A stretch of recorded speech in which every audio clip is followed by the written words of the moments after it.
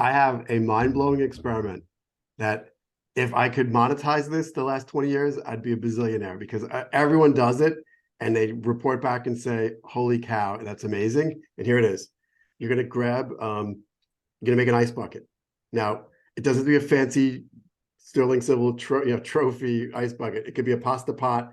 The basin in your kitchen sink will do. It doesn't matter, but you're going to fill it with ice as much as you can, and then halfway up with water, because an ice bucket without water is absolutely useless unless you're displaying oysters. Do you understand? There is nothing that will happen in that bucket for hours without water to form a thermonuclear bath. It's very simple. It sounds complicated. All the way to the top with ice, halfway with water. So when you put the bottle in, it actually drops in and is up to its shoulders in ice. It will chill in 5 quick minutes. You'll have a beautiful wine. But here's the experiment. Go into your kitchen now. This is a joke I always say, and look for that wine rack that some ridiculous architect put over the kitchen window. I see it in so many houses. There's the sink, the window, and a wine rack over the window, so that you put your wine in there and it broils in the sun all day. It's near the stove, so there's nice and grease wafting up on it. Those bottles are so awful when you grab them, but it's just the worst idea to keep your wine in the kitchen out fresco in the kitchen. But anyway, grab a room temperature red bottle. Maybe it's one of your favorites. Open it, put 3 glasses on the counter, label them 1, 2, 3 with a China marker or with Post-its or whatever you masking tape and a pen. 1, 2, 3. All right, so let's start again.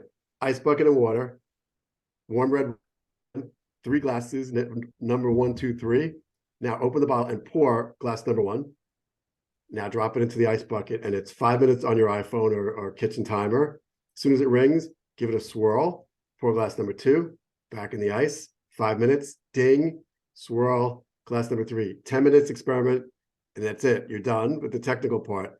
Now, smell 1, smell 2, smell 3, and you won't believe the difference. Number 1 will smell like heat, like brandy, like alcohol. Once you smell 2 and 3, you'll see you're getting more and more fruit aromas, other characteristics. 1 is hiding behind alcohol because it's room temperature. Now, and by the way, what is room temperature? In your house, it could be 80, in mine, it could be 65, but it just means that it's not correct, right? Now, taste 1, 2, and 3, and you will never be able to go back to 1 ever again. You can't, because deliciousness pops in 5 minutes. Now, remember, this is perfect because we're talking about light grapes like Gamay and Pinot Noir, bigger grapes like Merlot and Cabernet. Depending on the bottle you use, Pinot Noir should be served colder. So it might, like the 10-minute bottle, it might taste better after 10 minutes, but a Cabernet might taste better after just 5. They're both going to taste good at 5 minutes, but one might be a little better. All to say, forget the timing now, and just remember that a good 5 minutes changes everything.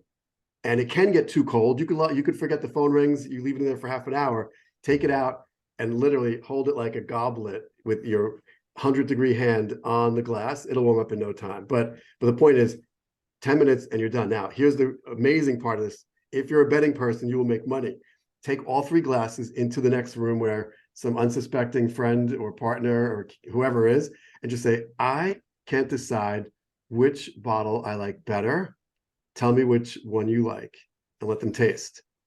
And hopefully no one likes number 1, but there'll be debate about 2 and 3.